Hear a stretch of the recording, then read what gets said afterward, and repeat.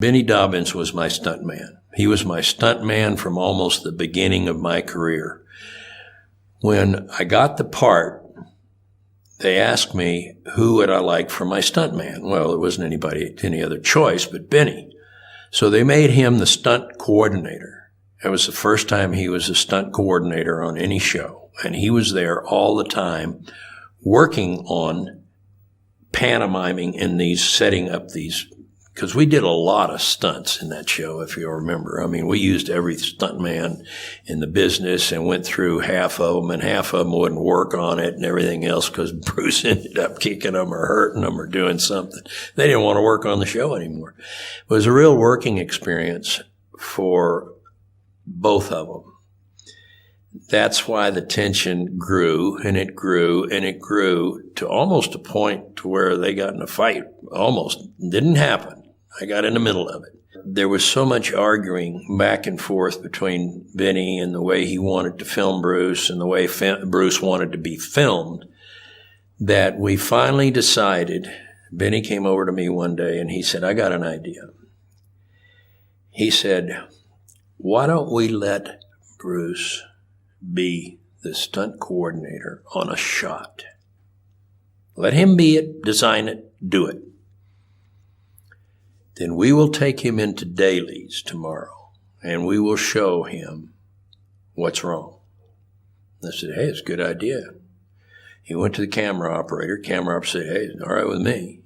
He went to the director. Director said, you know, it'll cut down a lot of arguing, I think, because I think Bruce might learn something from this.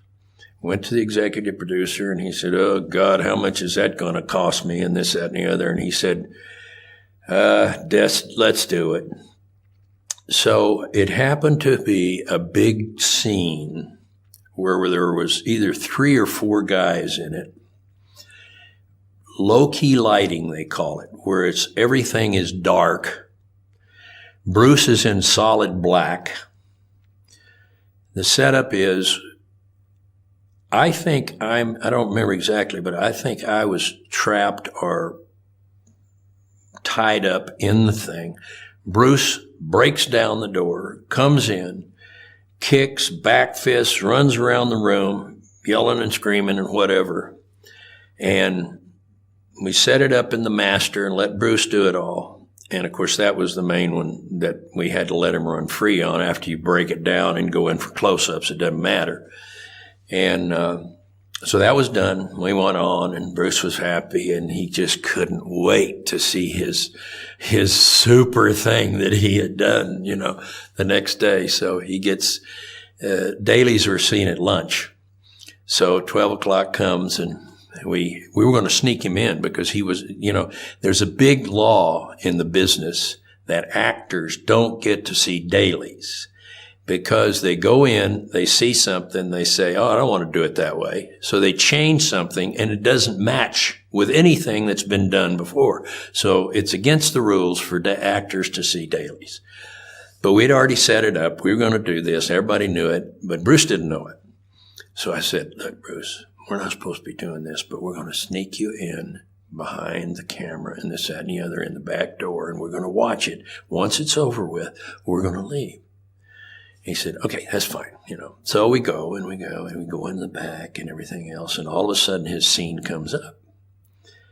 And I gotta say, it was hilarious. You start out with this low-key lighting, the scene opens up, it's pitch black. You see a bunch of yelling and screaming, people flying through the air. You don't ever see Bruce at all, And what happened was that somebody on the first row started to laugh, and then it went back all the way up to where we were, and Bruce he said, let's go, let's get out of here. He gets out of there, boy, he storms back to his dressing room. He slams the door, and he sits in his dressing room for like 2 hours. Nothing. He won't come out. We had to get in actors, from other scenes that were supposed to be on later on. We bypassed Bruce, this, that, and the other. Finally, the door opens up. I feel a tug on my arm. Look around, it's Bruce. said, let's gotta talk. I said, okay, let's talk. What do you want to talk about? And he said, where's Bennie? And I said, I don't know. You want Bennie? I said, let's go. I'll go find Bennie. I'll go tell somebody to find Bennie. So I told my stand-in, go find Bennie. So I looked around and said, no, we went over and we talked. And he said, I don't know a damn thing about this business. He said, you guys know what you're doing. I don't want to do it anymore. So that was basically, Bruce didn't understand that, the camera, the way it was shot was not three-dimensional. It was two-dimensional. Depth doesn't mean a thing. Width and height mean something. And Bruce, because of his past history of doing this non-contact karate that actually was not non-contact karate, you did actually touch people, but you touched them and pulled away. He was working with stuntmen that didn't know this kind of stuff, and that's why he hurt them. He wanted to work in real close, but he didn't need to work in real close. The expanse that you get is a better way of showing punches than working in real close, even if you're shooting it from this side, because I can bypass your face and you can go like that. I could miss you this far. As long as they put the right sound in, it looks just exactly like I hit you. Bruce didn't understand that. He even after all this time, he still did not understand what was happening. So he wanted to sit down and learn about two dimensions, and he did. He became and I think he ended up really respecting Bennie for that, and they became pretty close after that.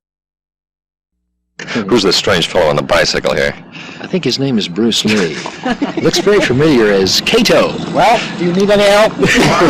Yeah, a little gung fu going on around here. What is gung fu, Bruce? Well, kung fu is a Chinese form of combat. Arts like karate or jiu-jitsu derive from kung fu. Now, you're originally from San Francisco, right? Well, not really. Originally, I'm from Hong Kong. Oh, yeah, well, that's 59, close. I came over. Halfway around the world. Yes. But don't you have some karate schools or something in San Francisco? I'm not up on you, really. In Oakland, really. In Oakland? Yeah. And did you open up a school down here or what? Oh, no, not yet. Because, every day we're shooting and, it's pretty busy. Okay, what is the difference between gung fu and karate? Well, the main difference, I would say, in my school, is it's more offensive. So it offends you more. Is this your first? More aggressive, wouldn't you say, Bruce? Yeah. Attack and defense are simultaneous. Sitting and waiting for the gaffers to get the lighting done and going in to do a shot. Bruce wasn't in the shot. He was in his dressing room. A guy walks in, a messenger walks in, and he says, here. And I said, what's that? And he says, it's a script. And I figured it was a script for the next show.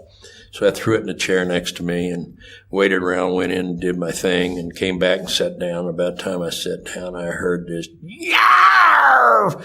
Scream, bang, wham, bit, this, that, and the other. And you could hear the progression of him, Bruce, I found out later, leaving the sound stage, the slamming of the car door, the starting of the car, the screeching of the tires, exiting the lot.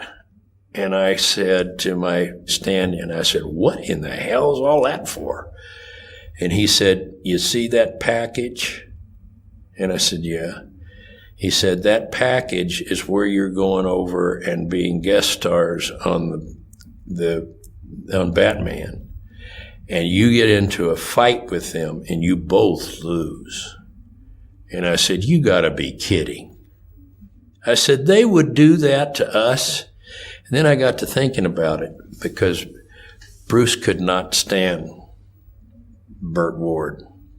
Burt Ward had let everybody know that he could wipe Kato's butt all over the lot, that he was this big karate expert and he knew a lot more about it than Bruce did. And those little things trickle back and we hear them, and Bruce got more uptight about it and everything else. So anyway, as you say, there was a Mexican standoff on it. Bruce wouldn't do it. He just flat refused to do it. And, I kind of admired him to do it because that was a ridiculous part. I mean, I could see me, and I knew what they were trying to do. They wanted to get some of Batman's audience over to our show, and I could see that. But I didn't see that we had to go over there and get in a fight and lose. It could have been a draw or something like that, and, but it didn't really bother me that much that I got into a fight with him. I mean, it's his show. He should win, really, to be honest with you. But when I got to thinking about it, I said it was the most ridiculous thing in the world because, Robin was not he didn't have any expertise of fighting or anything else that I knew of. And for this fighting machine to go over there and lose to him was a real put down or let down also for Bruce. And I could see his position. So I sided with him. I said, hey, I'm with Bruce. Bruce could be very intimidating. And he stormed into that set. He sat down and he stared at Bert. I tell you, I think Bert wet his pants. I really do. The word was out that he did. And Bert was so scared he wouldn't work. They finally talked him out of it that Mr. Lee was not going to hurt you and kick you in the face and the balls and everything else. And, he was not going to do that. We're going to film this and everybody's going to be happy. But Bruce just intimidated the heck out of him. And I don't think he ever lived that down because everybody in the lot knew he was absolutely petrified of Bruce Lee.